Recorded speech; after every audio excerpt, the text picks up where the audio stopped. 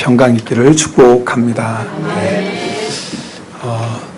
오늘 말씀을 전하는 제 안에 이런 마음이 있습니다. 사실 오늘 말씀은 우리에게 어떻게 보면 큰 부담이 될 수도 있는 말씀입니다. 우리가 주님의 말씀에 순종하면 그 말씀은 우리에게 반석이 됩니다. 그래서 우리의 신앙을 든든히 세워줍니다.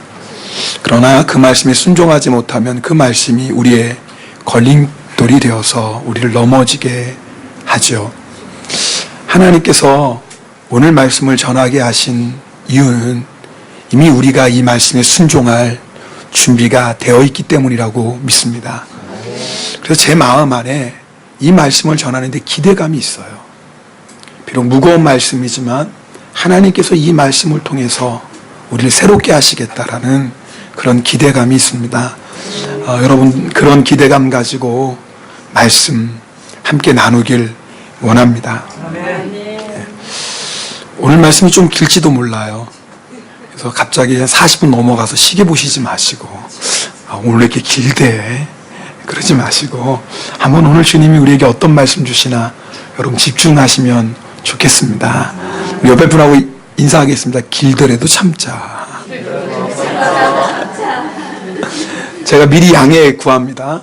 그렇다고 또 그렇게 저도 배가 고프니까 길게 하고 싶어도 못해요. 그러니까 오늘 말씀은 6월절이 배경입니다. 6월절은 유대인 최대의 명절입니다. 그래서 예루살렘은 6월절을 지키기 위한 유대인들로 북새통이었습니다. 뿐만 아니라 세계 각처에 흩어져 살던 유대인들도 모여들었죠. 그때 예수님께서 예루살렘 성전에 가십니다. 오늘 14절 말씀을 함께 읽겠습니다. 14절입니다.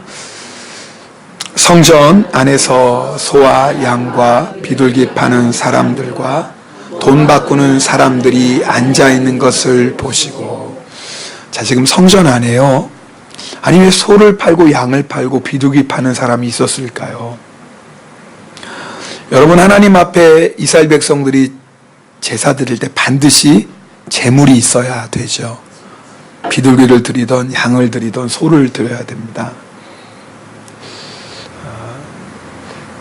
그런데 그 제물은 흠이 없어야 됩니다. 그래서 이 제물이 흠이 없어서 하나님께 드릴 수 있는 제물인지 아닌지를 이렇게 판단하는 사람이 누굽니까? 제사장들이었어요. 여러분, 먼 길을 여행하는 사람들은 짐승을 끌고 오기가 쉽지가 않습니다. 왜냐하면 아무리 흠이 없는 것을 끌고 오다가 중간에 흠이라도 생기면 드릴 수가 없잖아요.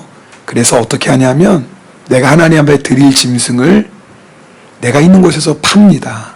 그리고 그 판 돈을 가지고 어디에요? 예루살렘에 올라와서 예루살렘에서 사는 겁니다.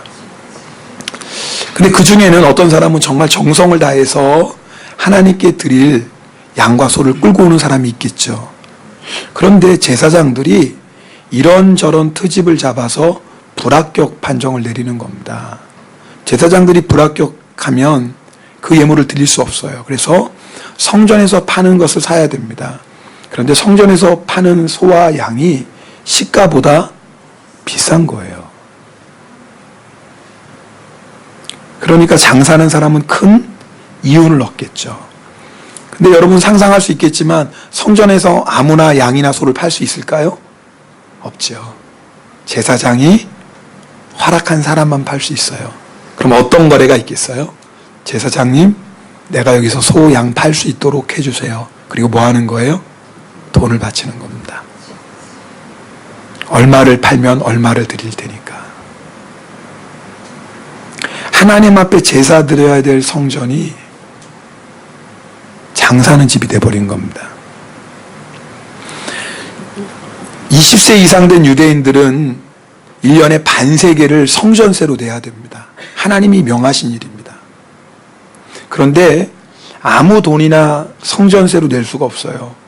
여러분, 우리가 한국 돈, 일본 돈 보면 거기에 여러 가지가 새겨져 있잖아요. 그 당시에 돈은 황제의 얼굴이 새겨져 있든지 우상이 새겨져 있어요. 그러니까 하나님 앞에 바칠 돈이 안 되는 겁니다. 그래서 그 돈을 아무것도 새겨지지 않는 돈, 성전 세겔로 바꿔야 돼요. 아니, 바꾸는 게 무슨 문제겠습니까? 그래서 바꿀 때 그냥 바꾸는 게 아니라 수수료를 받는데 12.5%를 받아요. 달러빚보다 더 높아요. 그러니 이 환전을 하는 사람들이 얼마나 많은 이익을 보겠습니까? 자, 그러나 아무나 성전에서 환전할 수 있을까요? 누구 허락이 필요해요? 네. 그러니 제사장들이 그것을 통해서 얼마나 많은 이익을 얻었겠습니까? 하나님 앞에 제사 드리는 것에는 관심이 없고 그것을 통해서 얻는 돈에만 관심이 있었던 겁니다. 그래서 예수님께서, 그 인자하신 예수님께서 노끈으로 채찍을 만드셔서 예루살렘 성전에 있는 양과 소를 다 쫓아내시고 돈을 쏟으시고 상을 엎으십니다. 성전을 깨끗하게 하신 것입니다. 여러분, 그때까지는 눈에 보이는 예루살렘 성전이 하나님 앞에 제사 드리는 중심지였어요. 그래서 그곳에서 소나 양을 통해서 하나님 앞에 제사를 드리고 그 제사를 통해서 죄사함을 받고 하나님을 만납니다. 그런데 그 제사는 하나님께서 약속하신 구세주, 그분이 오시면 완성되는 제사입니다. 그분이 누구예요? 예수님입니다. 여러분, 예수님이 왜 6월절에 예루살렘에 올라가셨을까요? 물론 6월절을 지키기 위함이죠. 그러나 더 중요한 메시지가 있습니다. 여러분, 6월절 어린 양 아시죠? 이스라엘 백성이 애굽 땅의 노예였을 때 하나님께서 이스라엘 백성을 애굽 땅에서 인도하여 내실 때 애굽 땅에 마지막 내리는 심판이 장자의 죽음이었습니다. 그런데 이스라엘 백성이 구원받는 유일한 방법을 알려주셨어요. 그게 뭐예요? 어린 양의 피를 집 문설주에 바르는 겁니다. 죽음을 심판하는 사자가 지나가다가 그 어린 양의 피를 보면 넘어가요. 그게 유월이에요. 넘어간다는 뜻이에요. 그런데 그 6월절의 어린 양이 누구예요? 예수님이신 거예요. 그래서 예수님께서 6월절날 예루살렘에 올라가셔서 성전을 깨끗하게 하시면서 중요한 목적은 이제는 눈에 보이는 성전을 통해서 하나님을 예배하는 시대가 아니라 누구를 통해서? 예수님을 통해서 하나님을 예배하는 시대가 왔다라는 거예요. 그래서 오늘 우리는 예루살렘 성전에서 제사 드릴 필요가 없지요. 예루살렘 성전 있지도 않지만 오늘 우리는 누구를 의지하여 하나님 앞에 제사 드립니까? 예수 그리스도를 의지하여. 이제는 짐승의 피로 제사 드리는 게 아니에요. 예수님의 보혈을 의지하여 오늘 하나님 앞에 예배 드리는 겁니다. 이 예배는 하나님을 만나는 시간입니다. 누구를 통해서요? 예수 그리스도를 통해서 하나님을 만나는 시간이 바로 예배 시간입니다. 예수님께서 양과 소를 쫓아내시고 돈을 흩으시고 상을 엎으시니까 유대인들이 말하는 겁니다. 내가 이런 일을 행하니 무슨 표적을 우리에게 보이겠느냐. 무슨 말이냐면 당신은 제사장도 아니고 그리고 백성의 지도자들에게 위임받은 사람도 아닌데 왜 당신 마음대로 이런 일을 행합니까? 당신이 만약에 하나님이 보낸 사람이라면 표적을 보여달라는 거예요. 근데 예수님께서 뭐라고 말씀하십니까? 이 성전을 헐라. 그럼 내가 뭐예요? 3일 동안 일으키겠다 그랬어요. 유대인들은 그 말을 듣고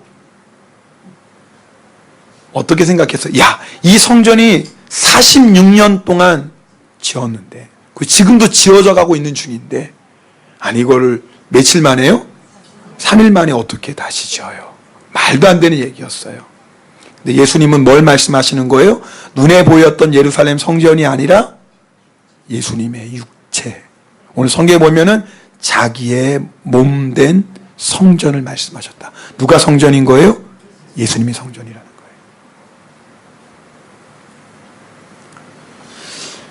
거예요. 여러분, 예수님이 성전이세요. 성전이신 예수님이 거하시는 곳이 성전이에요. 그리고 성전은 거룩해야 돼요. 예수님이 오늘 그걸 보여주신 거예요. 성전은 거룩해야 돼요. 장사하는 집이 되면 안 돼요. 솔로몬이 예루살렘 성전을 짓고 그리고 봉헌식을 합니다. 그리고 기도를 마칠 때 어떤 일이 일어나냐면 하늘에서 불이 내려옵니다. 여러분, 엘리야가 기도했을 때만 하늘에서 불이 내려왔던 게 아니라 솔로몬이 봉헌식을 하고 하나님 앞에 기도했을 때 하늘에서 불이 내려옵니다. 그리고 재물을 다 태웁니다. 그리고 그 성전에 하나님의 영광이 가득합니다. 어떤 말이에요? 하나님이 그곳에 임하셨다라는 거예요. 그래서 성전이 된 거예요. 하나님이 임하셨으니까. 아무리 웅장한 건물도 하나님이 임하시지 않으면 성전일 수가 없는 거죠. 그런데 그 성전 안에, 성전 밖이 아니라 성전 안에 우상을 세우고 우상을 숭배합니다. 하나님이 더 이상 더러워진 그 예루살렘 성전에 계실 수가 없었어요. 그래서 예루살렘 성전을 떠나가십니다. 그 떠나가시는 이야기가 에스겔 10장에 나옵니다. 그리고 BC 586년에 그 예루살렘 성전, 솔로몬이 봉헌하고 하나님의 영광이 충만했던 그 성전은 바벨론에 의해서 무너집니다. 하나님이 뭘 말씀하시는 거예요? 거룩하지 않은 성전은 더 이상 성전이 아니고, 거룩하지 않은 성전은 하나님께서 뭐 하신다는 거예요? 심판하시고 무너뜨리신다는 거예요. 그로부터 70년이 지납니다. 바벨론의 포로로 되어 있는 이스라엘 백성을 고레스 왕이 칙령을 내려서 너희가 원하는 사람은 다 예루살렘으로 올라가서 성전을 지어라, 그렇게 말씀해요. 그래서 스룹바벨이 중심이 돼서 무너진 성전을 다시 짓습니다. 그것을 스룹바벨 성전, 그렇게 얘기해요. 그래서 첫 번째 지었던 솔로몬의 성전과 비교해 보면 작고 초라했습니다. 그런데 그 성전을, 그 스룹바벨 성전을 헤롯 왕이 유대인들의 환심을 사기 위해서 뭘 하면 좋을까 생각해 봤더니 유대인들이 제일 귀하게 여기는 게 예루살렘 성전이거든요. 그래서 그 성전을 중축합니다. BC 19년부터 중축하기 시작해요. 무려 65년 동안요. 그러니까 예수님이 예루살렘 성전에 방문했을 때도 성전을 중축하는 중이었어요. 그 성전은 46년에 완공됩니다. 그러니까 얼마나 웅장했겠어요. 스룹바벨 성전을 65년에 걸쳐서 중축했으니까요. 근데요, 그렇게 중축하고 나서 25년 뒤에 로마에서 그 웅장한 성전이 완전히 무너지고 맙니다. 지금은 이스라엘 가도 성전이 없습니다. 다 무너졌거든요. 자, 오늘 우리에게 주시는 중요한 말씀이 있습니다. 하나님의 성전은 거룩해야 된다는 거예요. 자, 그러면 눈에 보이는 예루살렘 성전은 없어졌지만 그럼 이제 성전이 없어진 것인가요? 아니요. 성경을 보면 성전이 무엇인지 우리에게 말씀해 줍니다. 고린도전서 6장 19절 말씀 우리 함께 읽겠습니다. 고린도전서 6장 19절입니다. 같이 읽습니다. 너희 몸은 너희가 하나님, 안 나오네. 제가 읽을게요. 같이 읽겠습니다. 너희 몸은 너희가 하나님의 성전인 것과 하나님의 성령이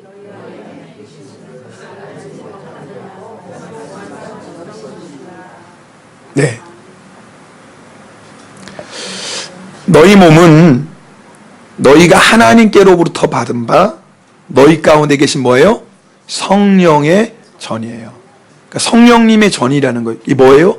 성전이에요. 이게 바로 성전이에요. 그러니까 누가 성전인 거예요? 예수님을 믿는 우리들 한 사람 한 사람이 성전이에요. 우리 옆에 있는 사람 손을 꼭 잡고 인사하겠습니다. 우리가 성전입니다. 여러분, 너무 세게 꽉 잡지 마세요. 이게 세게 잡으실 분은 누구냐면 주무시는 분들 깨우기 위해서 세게 잡는 거고, 주무시지 않는 분들은 야사식구 잡아주셔야지. 그죠? 네. 제가 이렇게 옆에 있는 사람 손잡고 인사합시다 그러면 반드시 주무시는 분이 계시거든요. 깨우라고 그러는 거예요. 네. 그러니까 주무시는 분은 꽉 잡고, 주무시지 않는 분은 야사식구 잡고.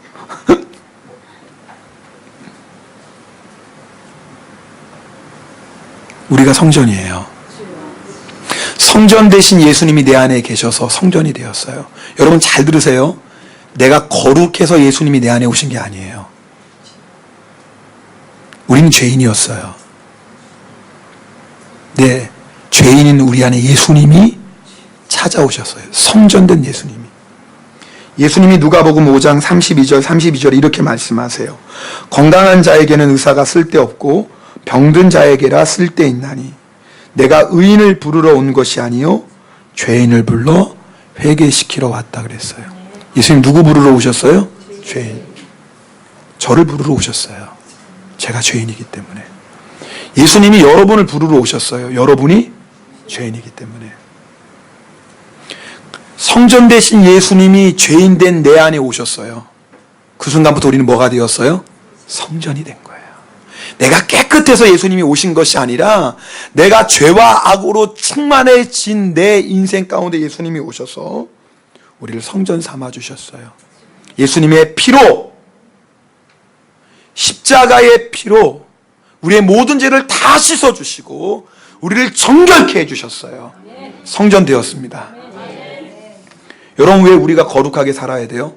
성전 되었기 때문에 그런 거예요. 그런데 말씀드렸죠. 성전은 거룩해야 돼요. 거룩해야 하나님이 임하세요. 성전인 우리도 똑같아요. 우리도 거룩한 삶을 살아야 돼요. 그래야지 하나님이 임재하시는 성전이 됩니다. 성전은 제사 드리는 곳이에요. 제사를 통해 하나님을 만나는 곳이 성전입니다.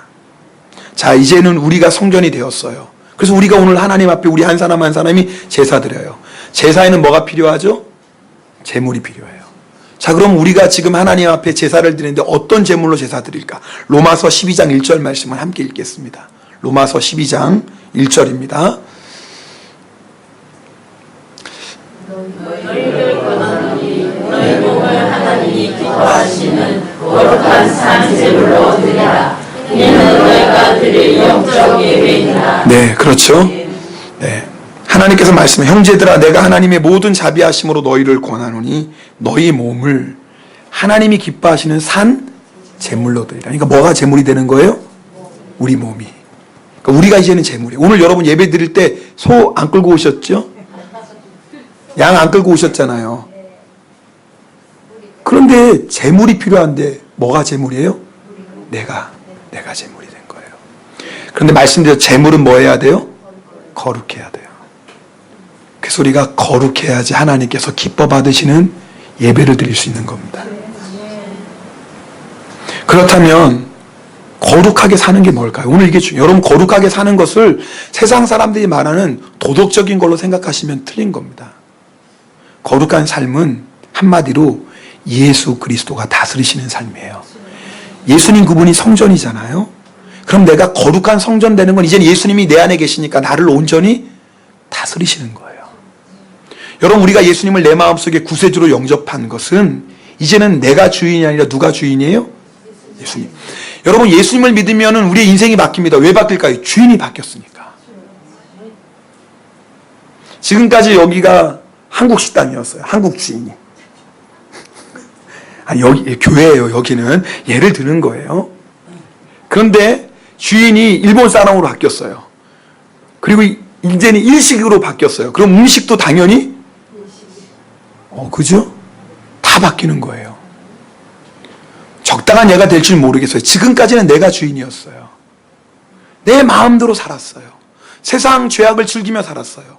그런데 예수님이 거룩한 성전이신 예수님이 내 안에 오셨어요. 주인이 바뀌었어요. 그럼 뭐가 바뀌는 거예요? 다 바뀌는 거예요. 내 생각도, 내 가치관도, 내 말도, 내 해용 행동도 다 바뀌는 거예요. 누가 바뀌었습니까? 주인이 바뀌었으니까. 그래서 우리가 어떻게 돼요? 거룩하게 살게 되는 거예요. 여러분, 내 열심으로, 내 노력으로 거룩하게 살게 되는 게 아닙니다. 그럼 우리 예수님 오실 필요가 없습니다. 우리가 거룩하게 살 수 있는 방법은 딱 하나예요. 누구 때문에? 오직 예수 그리스도예요. 거룩하신 예수님이 내 안에 오셨기 때문에 우리는 이제 그 거룩하신 예수님을 바라보고 예수님께 온전히 순종하며 사는 거예요. 그러면 그 예수님께서 우리의 삶을 거룩하게 바꾸시는 겁니다.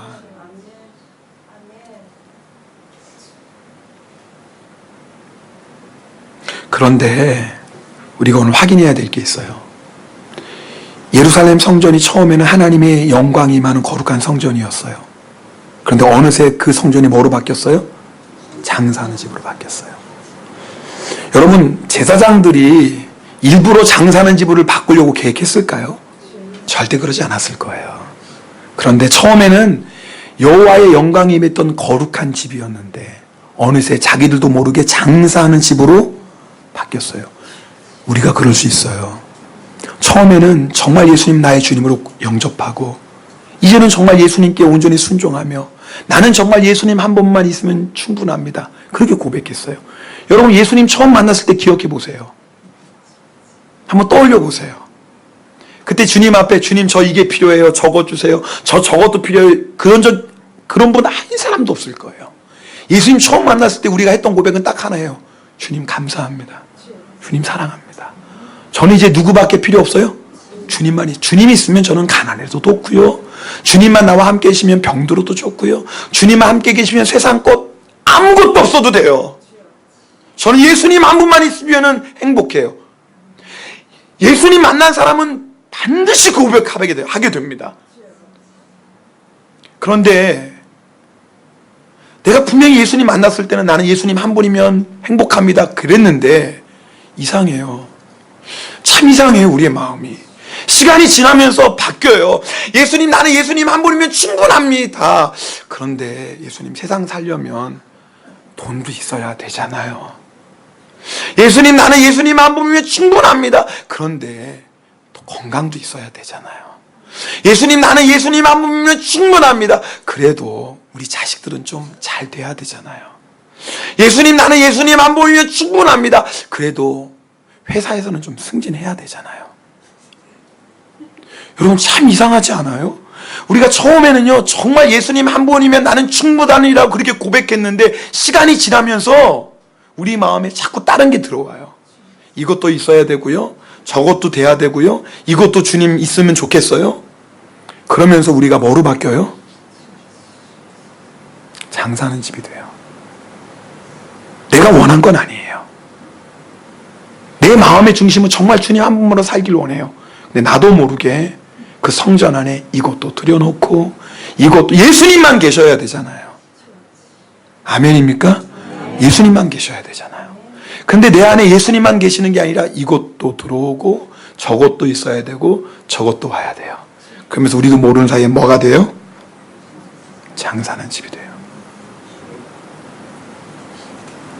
여러분은 어떻습니까? 오늘 이거 확인해 보자는 거예요. 정말 나는 예수님만이 온전히 다스리시는 거룩한 성전인가? 아니면 나도 모르는 사이에 예수님을 믿는 건 믿는 거지만 이것도 있어야 되고 해서 갖다 놓고 저것도 있어야 되고 해서 갖다 놓고 이것도 필요하대서 내 마음이 이것저것 갖다 놓다 보니까 내 마음이 뭐가 되어버렸어요? 장사하는 집이 되어버렸어요. 그렇다면 오늘 말씀을 통해서 우리가 이거 해결해야 되지 않겠습니까?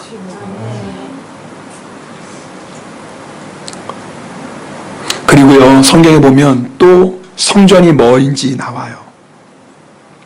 뭐냐면 예수님을 주님으로 고백하는 성도들의 모임, 그것이 교회예요. 여러분, 교회는 건물이 아니죠.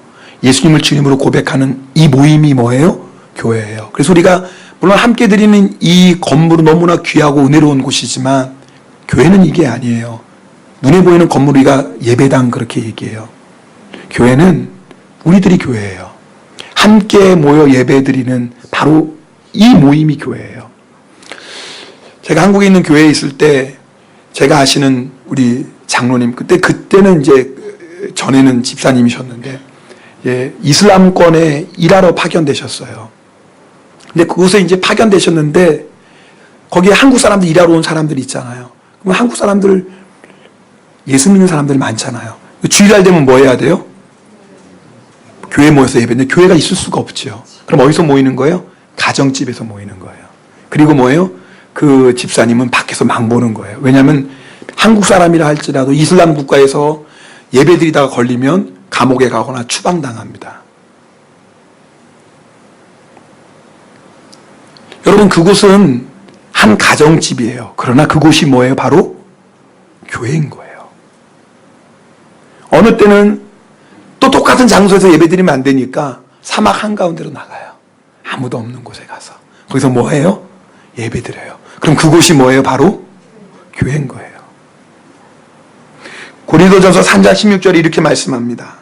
너희는 너희가 하나님의 성전인 것과 하나님의 성령이 너희 안에 계시는 것을 알지 못하느냐. 여기서 말하는 너희는 고린도 교회를 얘기해요. 그러니까 사도 바울이 고린도 교회에 편지하면서 너희들이 고린도 교회가 뭐라는 거예요?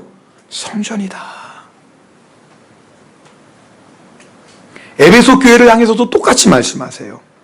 그의 안에서 건물마다 서로 연결하여 주 안에서 성전이 되어가고 너희들이 서로 교제함으로 말미암아 너희가 성전이 되어간다라는 거예요.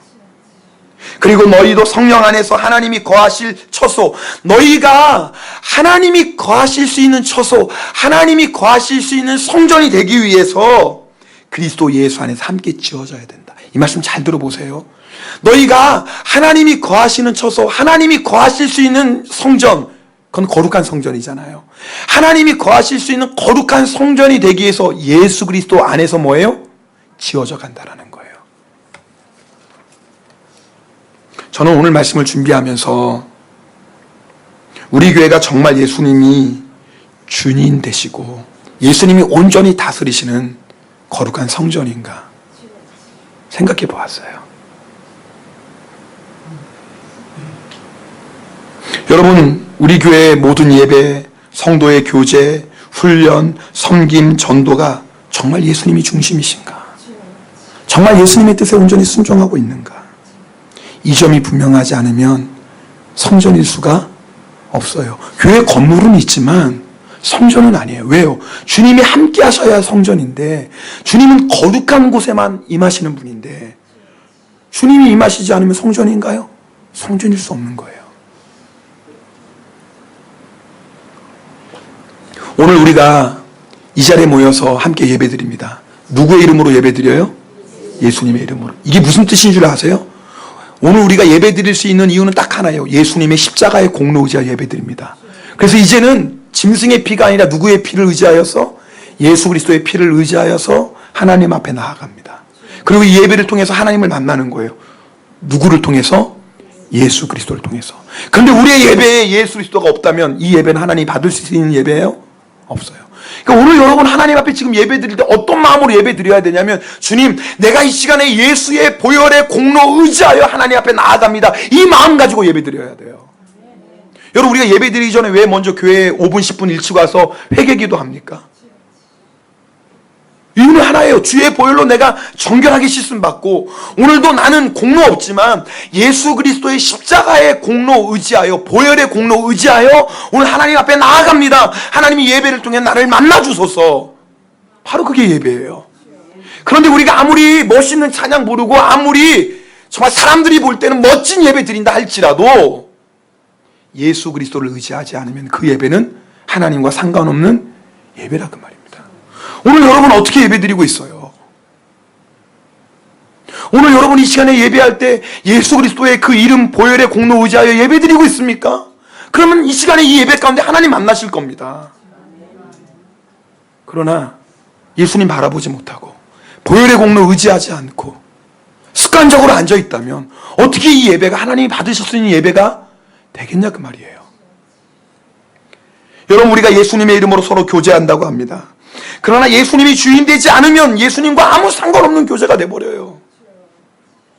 그저 내 생각과 내 관심과 내 마음 따라 교제해요. 예수님과 아무 상관없어요. 교회에서 모여서 교제한다고 하지만 그냥 다 세상 중심의 교제가 돼버려요. 예수님과 상관이 없어요. 여러분, 우리가 지금 예수님 제자 되려고 훈련받고 있습니다. 우리가 주님의 말씀 듣습니다. 그런데 생각해 보세요. 내가 하나님의 말씀을 듣고 깨닫고 은혜 받는다고 하는데 내가 그 말씀에 순종하지 않는다면 그 훈련이 주님과 상관 있는 훈련일까요? 아니겠죠. 지식이 늘지는 몰라요.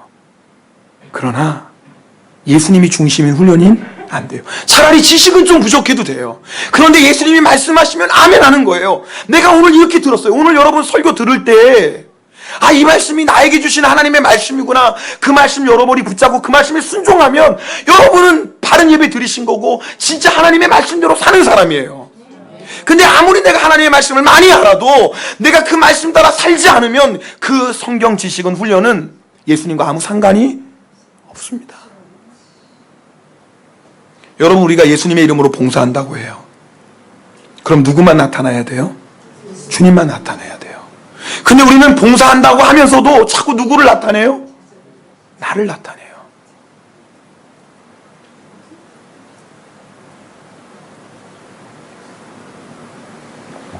여러분 어떠십니까? 여러분, 우리가 교회 봉사 열심히 하다가 왜 시험에 듭니까? 이유는 딱 하나예요. 내가 주님께만 영광 올려드리고 주님만 나타내면 시험 들 게 어디 있어요. 근데 자꾸 누굴 나타내요? 나를 나타내고 싶어요. 자꾸 나를 드러내고 싶어요. 자꾸 내가 했다고 자랑하고 싶어요. 그리고 사람들이 알아주지 않으면 서운해요. 여러분, 그 봉사는 우리가 아무리 열심히 봉사해도 주님과 상관없는 봉사예요. 여러분, 우리가 열심히 전도하는 거 중요해요. 전도하는 목적이 뭐예요? 예수님을 모르는 영혼들에게 예수님 전하고 그 사람이 구원받고 그 사람을 예수님의 제자 삼는 거예요. 전도를 통해 하나님의 나라가 확장되는 거예요. 근데 우리가 잘못하면 전도 열심히 하는 게 마치 교회를 확장시키기 위한, 교회 수 더 많이 늘리기 위한 그런 전도일 수가 있어요. 물론 여러분, 교회는 더 많은 사람들이 와야 돼요. 더 많은 사람들이 와서 하나님 앞에 구원의 역사를 체험해야 돼요. 할렐루야. 근데 목적은 뭐예요? 하나님의 나라를 확장시키는 거지 우리 교회를 크게 하는 목적이 아니에요.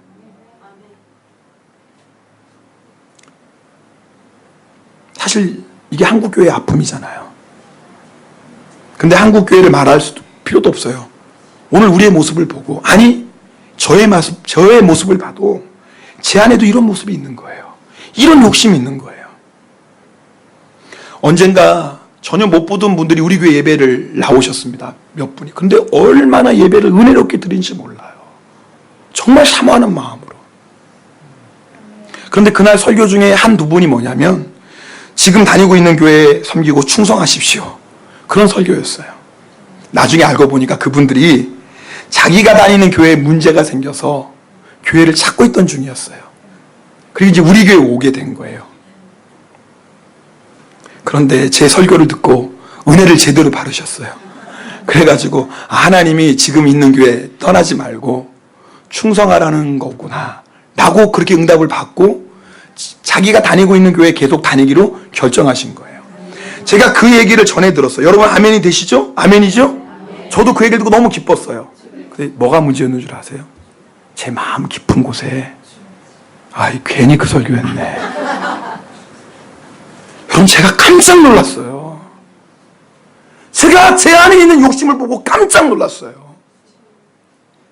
저는 진심으로 정말 잘 됐네 그랬어요. 여러분이 아멘 하신 것처럼 저도 정말 아멘 했어요. 근데 아멘으로 끝나면 좋은데 제 안에 괜히 이 설교했네. 안 했으면 그 사람들 우리 교회에 왔을 텐데.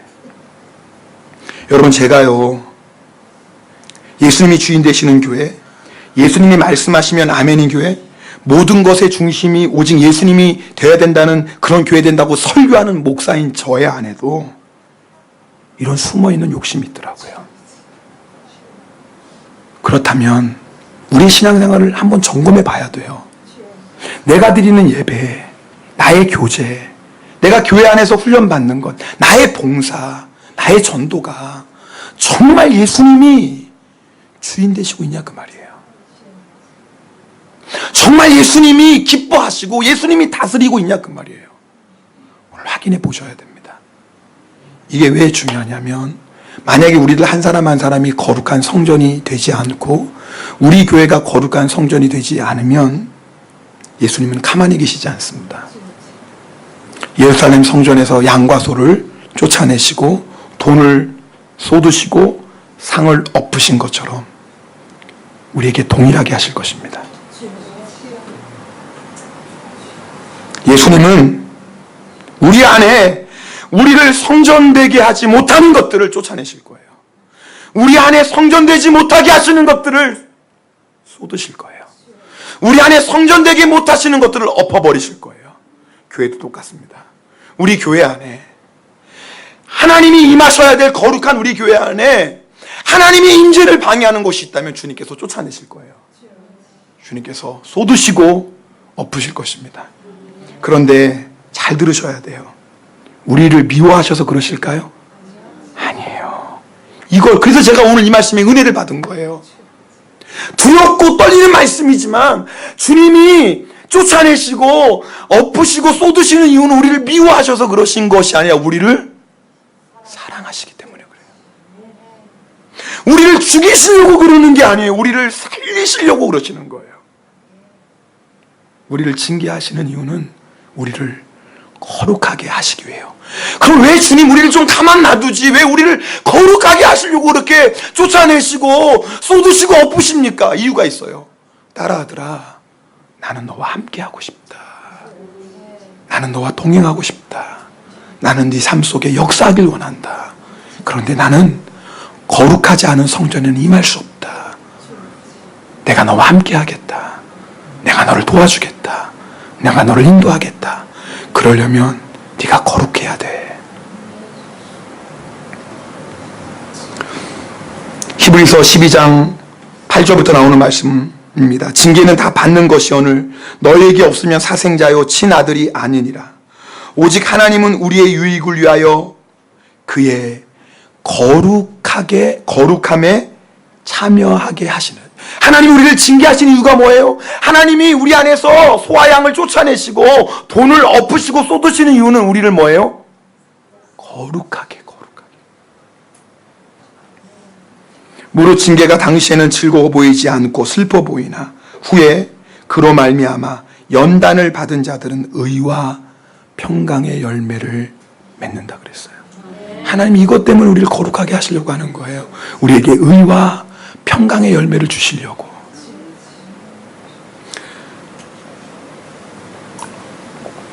예수님께서 예루살렘 성전을 2번 깨끗하게 하십니다. 첫 번째는 예수님이 공생이 시작하시면서 바로예요. 오늘 우리가 읽은 요한복음 말씀에 나오는 이야기입니다.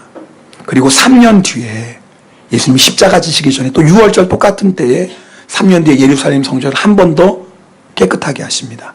그때 말씀이 마태복음 21장 12절입니다. 우리 이 말씀은 다 읽겠습니다. 예수께서 성전에 들어가사 성전 안에서 매매하는 모든 사람들을 내쫓으시며 돈 바꾸는 사람들의 상과 비둘기 파는 사람들의 의자를 둘러 엎으시고. 저를 보세요. 오늘 마태복음 처음 말씀하고 오늘 요한복음 말씀을 좀 비교해 봐야 돼요. 여러분 오늘 읽은 요한복음 말씀 보면 예수님께서 성전 안에 있는 양과 소를 쫓아내셨어요. 오늘 우리가 읽은 말씀 볼까요? 여러분 한번 읽어볼까요? 15절이에요. 제가 읽게요. 노끈으로 채찍을 말지사 양이나 소를 다 성전에서 내쫓으시고. 뭘 쫓아내셨어요? 양과 소. 근데 마태복음을 볼까요? 여러분이 뭘 쫓아내셨죠? 네. 여러분 지금 뭐가 바뀌는지 알겠어요? 이거 잘 보셔야 돼요. 처음에는 양과 소를 쫓아내셨어요. 근데 뭘 쫓아내서 그 다음엔요? 사람들을.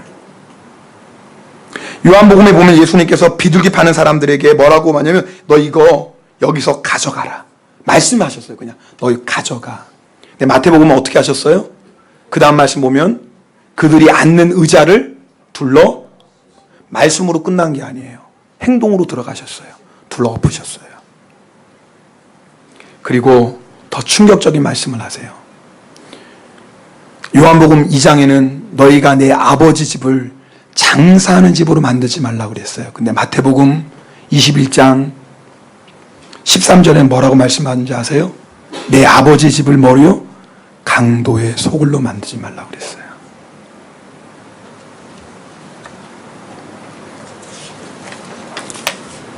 삼 년 전에는 장사하는 집이었어요. 근데 지금은 뭐가 됐어요? 강도의 소굴 됐어요. 3년 전에는 짐승만 쫓아내셨어요. 근데 지금은 뭐예요? 사람들 쫓아내요. 3년 전에는 비둘기 파는 자에게 말씀만 하셨어요. 지금은 그들이 앉는 의자까지도 다 엎으셔 버리셨어요. 여러분, 회개하지 않으면 더 악해집니다. 예수님 아닌 것에 우리의 마음을 내어주면 처음에는 장사하는 집 돼요. 장사하는 집 됩니다.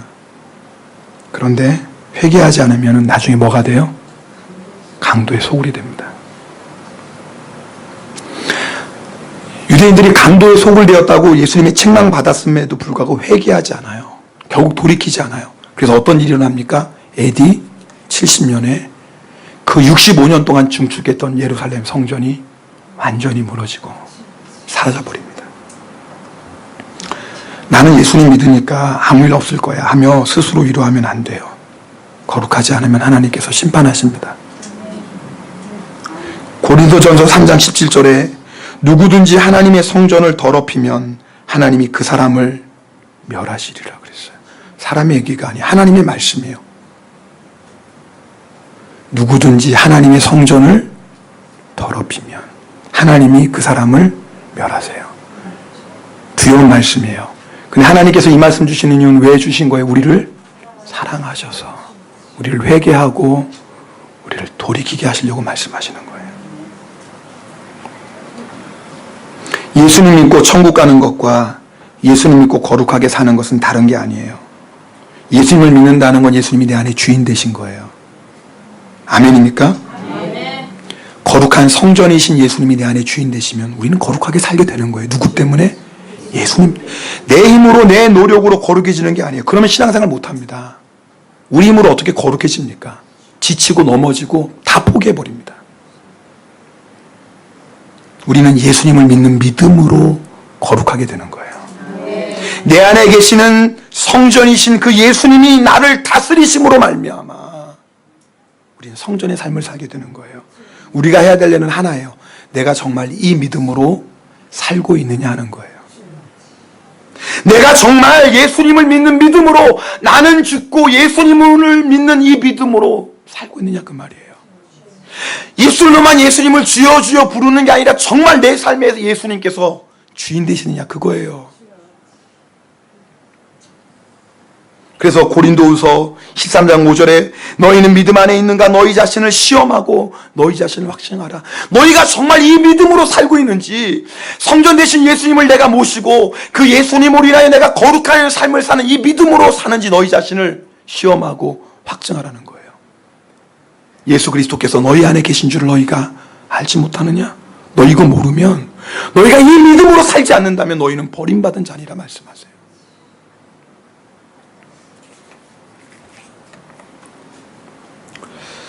제가 이 마지막 이 얘기는 정말 두렵고 떨리지만 이 얘기를 나눌 수밖에 없어요.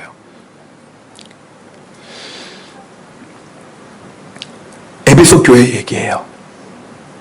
가슴이 철렁하셨나요? 우리 교회 얘기하신 줄 알고. 에베소 교회는 사도 바울이 개척한 교회예요. 3년 동안 에베소서 사역하면서 수많은 기사와 이적이 나타났습니다. 얼마나 능력이 나타났냐면 사도 바울의 몸에서 손수건을 가져다가 병든 자에게 얹으면 나았어요. 정말 기적 같은 일들이 일어나요. 그게 에베소 교회였어요. 그리고 사도 바울이 떠난 다음에 사도 바울이 가장 사랑하고 아끼는 아들, 영의 아들 디모데를 보냈어요. 정말 축복받은 교회입니다. 에베소는. 사도 바울이 에베소 교회에 편지를 보냅니다.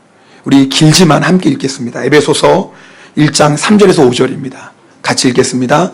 찬송하리로다. 하나님 곧 우리 주 예수 그리스도의 아버지께서 그리스도 안에서 하늘에 속한 모든 신령한 복을 우리에게, 하나님이 신령한 복을 우리에게 다 주셨다라는 거예요. 할렐루야. 우리에게도 주신 말씀이에요. 자, 그 다음에 읽겠습니다. 곧 창세전에 그리스도 안에서 우리를 택하사 우리로 사랑 안에서 그 앞에 거룩하고 흠이. 그러니까 하나님 우리를 택하신 이유는 뭐예요? 하나님 앞에서 거룩하고 흠이 없게 하시려고. 왜요? 그래야지 이제 하나님과 동행하는 삶을 살게 되니까. 하나님 우리를 구원하셔서 우리와 동행하길 원하세요. 그래서 우리를 거룩하게 하고 흠이 없게 하세요. 그 다음에 읽겠습니다. 그 기쁘신 대로 우리를 예정하사 예수 그리스도로 말미암아 자기의 아들들이 되게 하셨. 누구의 아들 됐어요? 누구의 아들이에요? 하나님의 아들이죠. 잘 보세요. 예수 그리스도로 말미암아 누구의 아들 됐어요? 하나님의 아들 됐어요. 할렐루야. 하나님의 아들 되었어요. 여러분, 이 편지를 받은 에베소 교회의 마음이 어땠을까요? 얼마나 기쁘고 좋아요. 하나님이 우리를 사랑하시고 택하셨대요. 우리에게 모든 신령한 복을 다 주셨대요. 우리를 거룩하고 흠이 없게 하신대요. 그리고 우리를 예수 그리스도로 말미암아 하나님의 아들 되게 하셨대요. 할렐루야. 정말 우리가 이 편지 사도 바울에게 우리가 직접 받았다고 해보세요. 막 너무 가슴이 뛰어서 잠도 안 올 거예요. 야, 하나님이 우리에게 이런 신령한 복을 주셨구나. 우리 이렇게 사랑하시는구나. 우리가 하나님의 아들이 되었구나. 그런데요, 여기서 끝나면 좋겠어요. 그런데 이 편지를 받고요, 35년 뒤에 에베소 교회는 또 한 통의 편지를 받습니다. 35년 뒤에는 오늘 요한복음을 기록한 사도 요한에게 편지 받습니다. 그것이 요한계시록 2장에 나오는 말씀이에요. 뭐라고 사도 요한이 에베소 교회에게 편지했는 줄 아세요? 그 교회에 읽겠습니다. 그러나 너를 책망할 것이 있나니 너의 처음 사랑을 버렸느니라. 그러므로 어디서 떨어졌는지를 생각하고 회개하여 처음 행위를 가지라. 만일 그렇지 아니하고 회개하지 아니하면 내가 내게 가서 내 촛대를 그 자리에서 옮기리라. 하나님이 회개하지 않으면 옮기신대요. 35년 전에 그 놀라운 축복의 말씀을 받았어요. 그런데 에베소 교회가 첫사랑을 잃어버렸어요. 예수님 한 분이면 내가 충분합니다. 예수님 외에 나는 다른 것 필요 없습니다. 예수님이 나의 모든 것 되십니다. 정말 성전이었어요. 그런데 첫사랑을 잃어버렸다는 게 뭐예요? 이제 예수님 그분만이 아니라 그 마음 안에 다른 것들이 들어왔어요. 예수님을 내가 사랑하긴 사랑해요. 그런데 그 마음 안에 예수님을 믿는 건 맞는데 그 마음 안에 다른 게 들어왔어요. 이것도 있어야 되고 이것도 필요하고 세상 살려면 이것도 되어야 되고, 그러면서 그 마음이 장사하는 집이 됐어요. 장사하는 집이. 예수님 거룩하지 않으면 떠나시잖아요. 거룩하지 않으면 주님이 떠나신다고 그랬어요. 사도 바울이 개척한 교회고 디모데가 목회했던 교회지만 거룩하지 않으면 그 교회 주님 떠나십니다. 하물며 우리의 교회일까요? 우리 교회 거룩하지 않으면 주님 떠나십니다.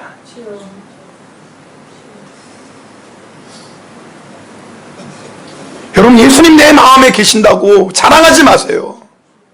정말 그 예수님이 나의 주인 되시고 그 예수님이 인도하시는 삶을 살고 있는지 매일 여러분이 시험하고 확증해 보셔야 돼요. 왜냐하면 우리도 모르게 장사하는 집이 된다니까요. 나도 모르게 장사하는 집이 돼요. 우리 교회도 똑같아요. 제가 교회를 개척하면서 3개월 동안 성도들이 한 명도 없었어요. 그때는 정말 한 사람이라도 왔으면 좋겠어요. 3개월 동안 아무도 없으니까 주일 예배드려도 아내하고 우리 주원이 같이 예배드리는 거예요. 문소리가 나면 혹시 그랬어요. 근데 그때 주님이 저에게 원하셨던 것은, 김 목사, 너 사람이 없어도 내가 함께 있으면 되잖아. 그럼 교회잖아. 두세 사람이 함께 모이면 교회라고 그랬는데 제가 있고 우리 아내가 있고 주은이가 있으면 교회잖아요. 그리고 거기 주님이 함께 계시면 그러면 주님이 기뻐하시는 교회잖아요. 지금도 내가 그 마음 가지고 있나? 정말 예수님 한 분만 있으면 아무도 없고 영성가대 성가대원도 없고 찬양 인도자도 없고 함께 예배드린 여러분이 없어도 나는 예수님이 있으니까 그래도 감사해. 예수님이 함께 계시면 여기가 성전이지. 나는 지금도 그 마음 가지고 목회하고 있나? 제가 두려운 거예요.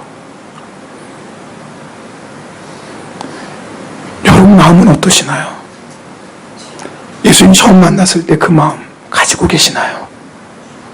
그 마음 잃어버리면 안 돼요. 그 마음 잃어버리면 우리 장사하는 집 돼요. 그럼 주님이 함께 하실 수 없어요. 기도하겠습니다.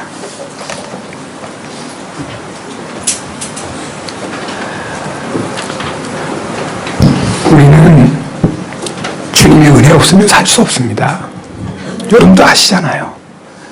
우리가 세상 모든 것 다 가져도요, 은혜 없으면 그건 아무 의미 없잖아요. 그런데 왜 예수님 아닌 다른 것들이 우리 마음에 들어오도록 허락하십니까? 예수님 한 분만 계시면 우리 행복하잖아요. 예수님 한 분만 계시면 그걸로 만족하잖아요. 우리 그렇게 고백하고 그렇게 예수 믿고 왔잖아요. 그런데 우리도 모르게 자꾸 예수님 말고요, 이것도 있어야 될 것 같고 저것도 있어야 될 것 같고, 그래도 돈은 있어야 될 것 같고, 그래도 자식은 좀 잘 돼야 될 것 같고, 그래도 몸은 건강해야 될 것 같고, 그래도 최소한 이것만큼은 있어야 될 것 같은 그 마음. 여러분, 그것이 우리를 장사하는 집으로 만듭니다. 주님은 우리와 함께하고 싶은데 거룩하지 않으면 주님이 함께 하실 수 없어요. 우리 교회도 그렇습니다. 우리가 예수님 바라보고 여기까지 왔습니다. 주님의 다 은혜입니다. 그런데 마치 우리가 잘나고 내가 열심히 해서 이렇다고 한다면 큰일 납니다. 다 예수님이 하신 건데, 그 예수님이 이끌어 가시는 건데, 여러분 이 마음 잊지 말아야지 우리 주님 오시는 그날을 준비하는 교회 됩니다. 우리 시간에 기도합시다. 주님, 내 마음이 장사하는 집 되었습니까? 혹시 주님 아닌 다른 것에 내 마음 두고 살진 않나? 내가 예수님 사랑한다고 하면서 여전히 세상의 미련 버리지 못하고 그래도 이것만큼은 있어야 되잖아요 하면서 붙잡고 있는 거 있나요? 오늘 회개합니다. 예수님 쫓아내 주세요.